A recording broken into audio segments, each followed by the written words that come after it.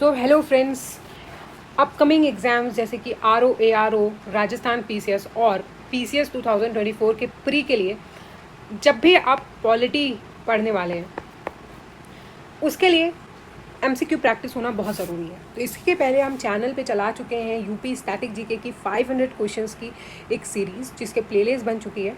इसके अलावा geography NCERT class 11th and 12th की MCQ सीरीज़ भी इसी चैनल पे पड़ी हुई है।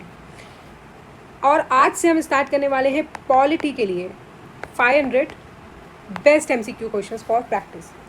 तो जो भी एग्ज़ाम अपकमिंग है उसके लिए आप इस सीरीज़ को फॉलो कर सकते हैं ताकि आपकी MCQ प्रैक्टिस में ग्रिप बनी रहे। ये बाइलिंगुअल सीरीज़ है, आप जो भी आपकी प्रिफर्ड लैंग्वेज है उसमें क्वेश्चन को पॉज करके आप पढ़ सकते हैं। साथ में अगर आप चाहते हैं तो ये PDF भी आप हमारे ग्रुप से परचेज़ कर सकते हैं। तो चलिए आज शुरू करते हैं इस सीरीज़ को।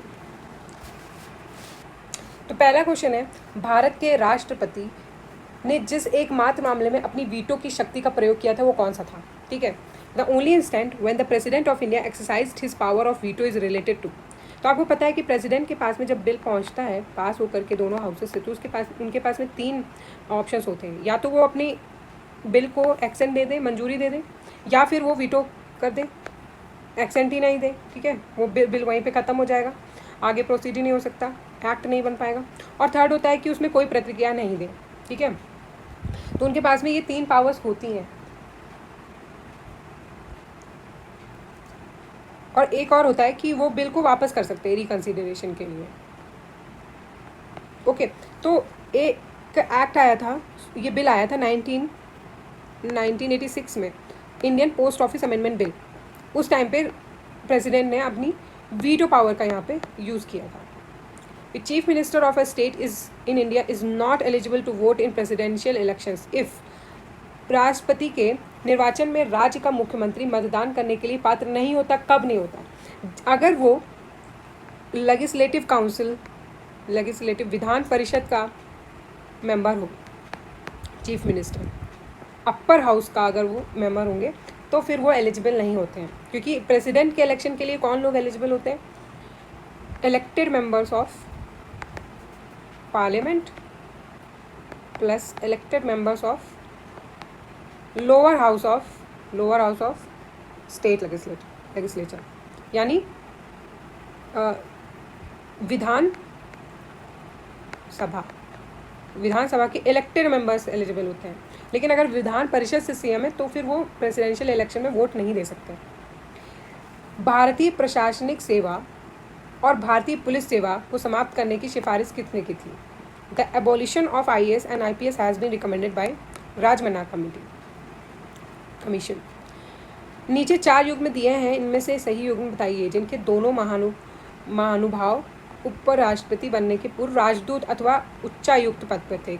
Vice president after held diplomatic post like ambassador and high commissioners. कौन से ऐसे 2 वाइस प्रेसिडेंट्स थे जो कि पहले राजदूत थे या फिर उच्चायुक्त थे, यानी एम्बेसडर थे किसी दूसरी कंट्री में जाकर के इंडिया को रिप्रेजेंट करते थे, या फिर हाई कमिश्नर थे। तो ये जाकिर हुसैन जी थे और KR नारायण थे, दोनों ही इस पोस्ट में पहले थे। अगला क्वेश्चन है, कौन सा इसमें से स्टेटमेंट सही है पूछ रहा है। करेक्ट स्टेटमेंट आपको बताना है, तो आंसर पहले से ही टिक है। तो अब इसमें पहला क्वेश्चन कह रहा है कि neither the finance commission nor the planning commission is constitutional body. तो आपको पता है कि प्लानिंग कमीशन तो नॉन कॉन्स्टिट्यूशनल बॉडी होती है, लेकिन फाइनेंस कमीशन एक कॉन्स्टिट्यूशनल बॉडी है और इसका मेंशन 280 में दिया गया है।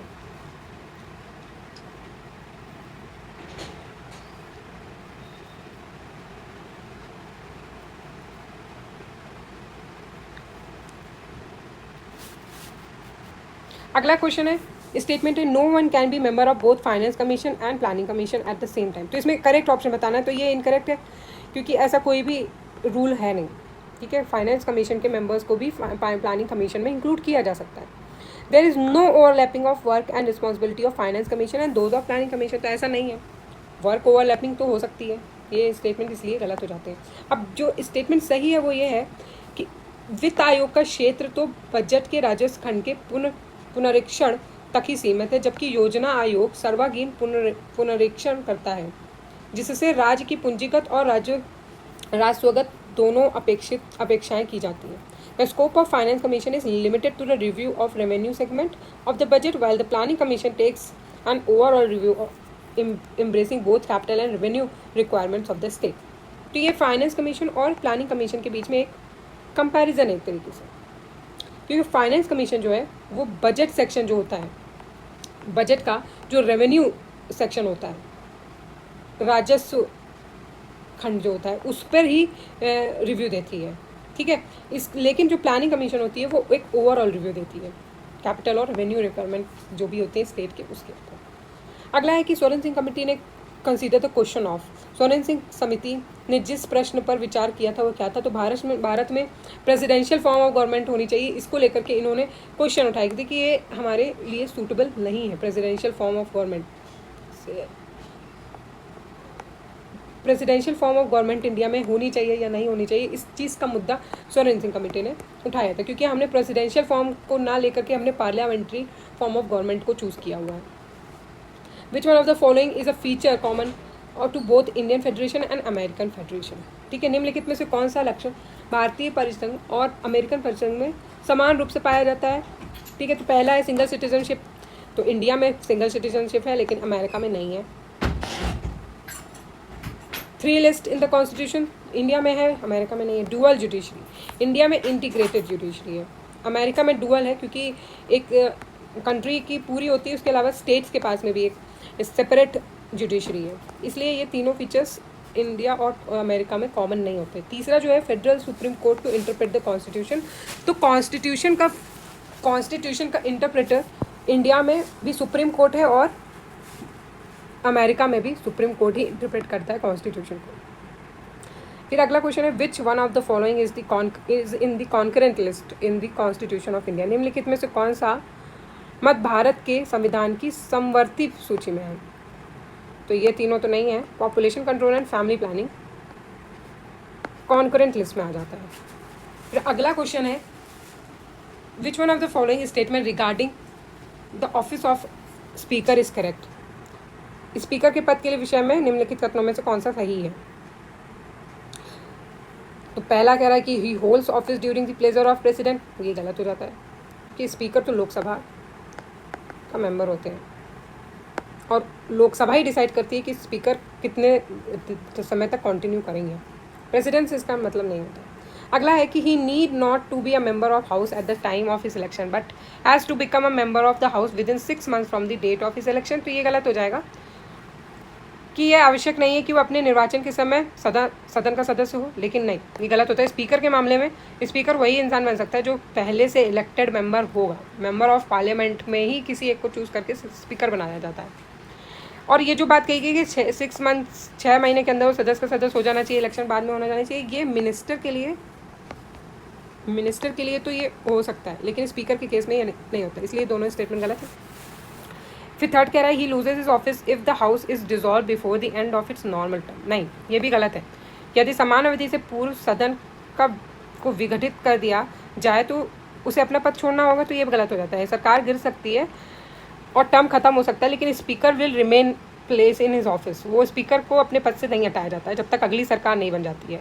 ठीक है. इसलिए ये स्टेटमेंट गलत हो जाता है. और लास्ट में जो स्टेटमेंट वही सही है, कहता है कि यदि वह त्यागपत्र देना चाहे तो उसे अपना त्यागपत्र उपाध्यक्ष को संबोधित करना होगा. तो यहाँ पे कंफ्यूजन हो सकता है कि क्योंकि स्पीकर का रेजिग्नेशन वो प्रेसिडेंट को नहीं देते हैं, वो डिप्टी स्पीकर को, अपने से एक पद नीचे डिप्टी स्पीकर को अपना रेजिग्नेशन देते हैं. इसलिए यही स्टेटमेंट सही है. अगला है निम्नलिखित में से कौन सा विषय उच्च न्यायालय और उच्चतम न्यायालय दोनों के अधिकारिता में आता है. Which one of the following comes under the jurisdiction of both high court and the supreme court. तो disputes between centre and state original constitution है सुप्रीम कोर्ट का, original jurisdiction of supreme court में आता है. Disputes between state वो भी उसी में आता है. और protection against the violation of constitution भी इसमें नहीं होगा. प्रोटेक्शन ऑफ फंडामेंटल राइट्स जो है वो इसका आंसर हो जाएगा. मौलिक अधिकारों का संरक्षण आर्टिकल नंबर 35 एंड 226 के अंदर सॉरी आर्टिकल नंबर 32 एंड 226 के अंदर, और 32 से सुप्रीम कोर्ट एंड 226 से हाई कोर्ट का राइट होता है। उसके बाद anti defection law was early enacted as early as in, दल परिवर्तन विरोधी विधि को किस राज्य में 1979 में ही अधिनियम बना दिया गया था? तो वो वेस्ट बंगाल था। फैक्ट है, which one of the following is incorrect in respect of parliamentary control over the budget? Budget के ऊपर संसदीय नियंत्रण के विषय में निम्नलिखित में कौन सा कथन सही नहीं है? इनकरेक्ट आपको पता करना है। तो बजट निर्माण में संसद का कोई अधिकार नहीं होता है, तो ये सही है, क्योंकि फाइनेंस मिनिस्ट्री में डिपार्टमेंट ऑफ इकोनॉमिक अफेयर्स की रिस्पॉन्सिबिलिटी होती है बजट को बनाने में, इसलिए ये स्टेटमेंट सही हो जाता है।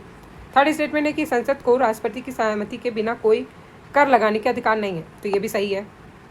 फिर है संसद को राष्ट्रपति की सहमति के बिना, ये दोनों ही स्टेटमेंट सेम है, तो ये दोनों स्टेटमेंट सही हो जाते हैं। थर्ड स्टेटमेंट जो सेकंड स्टेटमेंट गलत है। संसद को भारत की संचित निधि पर भारतीय व्यय में वृद्धि करने का अधिकार है संसद को।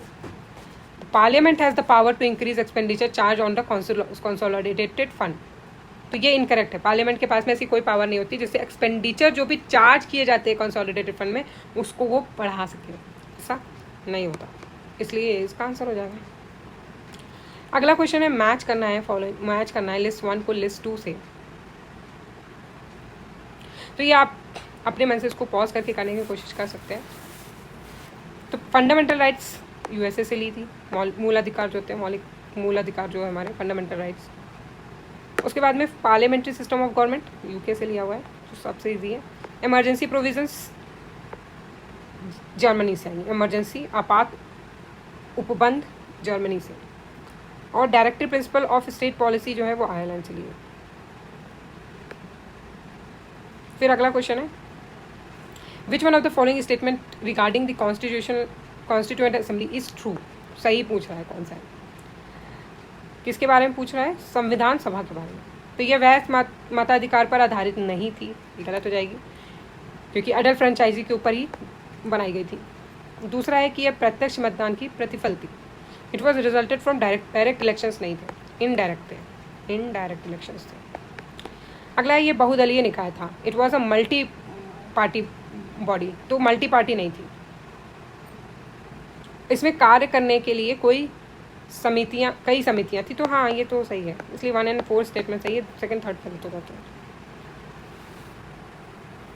अगला क्वेश्चन है which of the following statement regarding the advisory jurisdiction of supreme court are correct? तो सुप्रीम कोर्ट की जो ज्यूरिडिक्शन है, original, advisory, appellate. Advisory jurisdiction क्या होता है? जब प्रेसिडेंट कभी किसी तरह की एडवाइस मांगते हैं प्रेसिडेंट सुप्रीम कोर्ट से, उसको एडवाइजरी ज्यूरिडिक्शन कहते हैं। या फिर किसी लॉ के कॉन्स्टिट्यूशनल होने का या कोई क्वेश्चन आता है, फैक्ट का क्वेश्चन आता है, तो उसमें भी एडवाइजरी ज्यूरिडिक्शन सुप्रीम कोर्ट का होता है। तो इसमें आपको करेक्ट स्टेटमेंट बताना है, it is binding on supreme court to give its opinion on any matter referred to it by president.